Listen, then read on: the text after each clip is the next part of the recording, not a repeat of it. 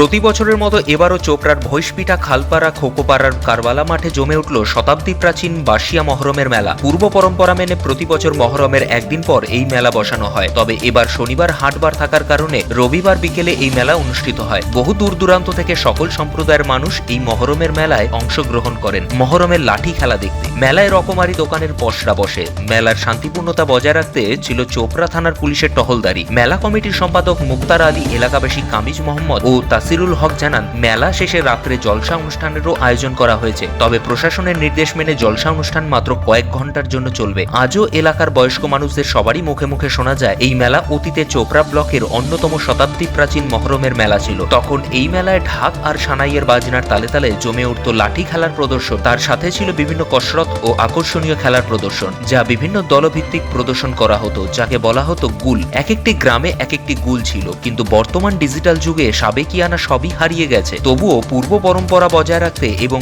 এই মেলার স্মৃতি রক্ষার্থে বর্তমান গ্রামের যুবকদের উদ্যোগে মহরমের একদিন পর এই মেলার আয়োজন করা হয়। মহরমের একদিন পরে মেলা বসানোর কারণে এই মেলা বাসিয়া মহরমের মেলা বলে পরিচিত। এই মেলার বিষয়ে কি বলছেন মেলার কমিটির সদস্য মোহাম্মদ ইরফান আলী, শুনুন।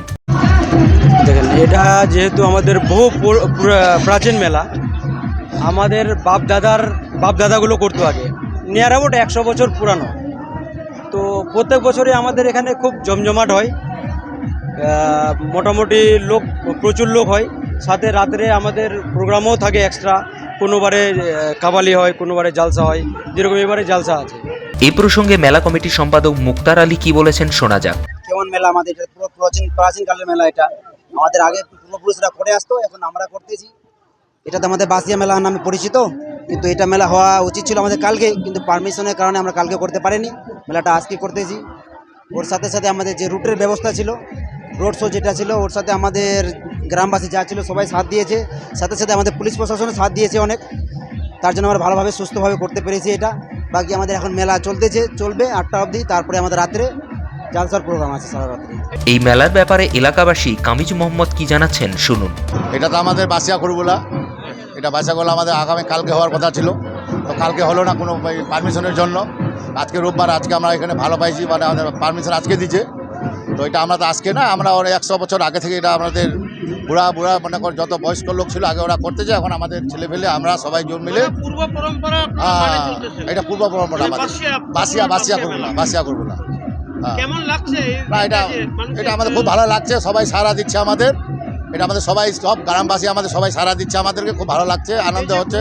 উত্তর দিনাজপুরের চোপড়া থেকে সুবল গোপের রিপোর্ট, টাইমস 14 বাংলা। আরো নিত্য নতুন ভিডিও পেতে এবং তথ্য জানতে আমাদের ফেসবুক পেজকে লাইক ও ফলো করে রাখুন। সেই সঙ্গে টাইমস 14 বাংলার ইউটিউব চ্যানেলকে সাবস্ক্রাইব করতে ভুলবেন না।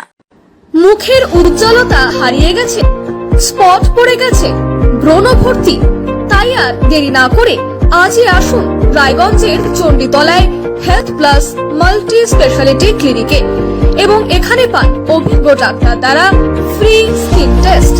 আরো বিস্তারিত জানতে যোগাযোগ করুন 9674895169 এই নম্বরে।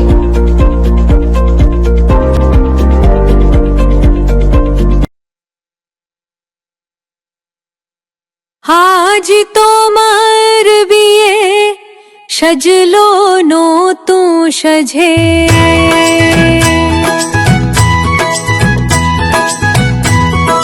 সবার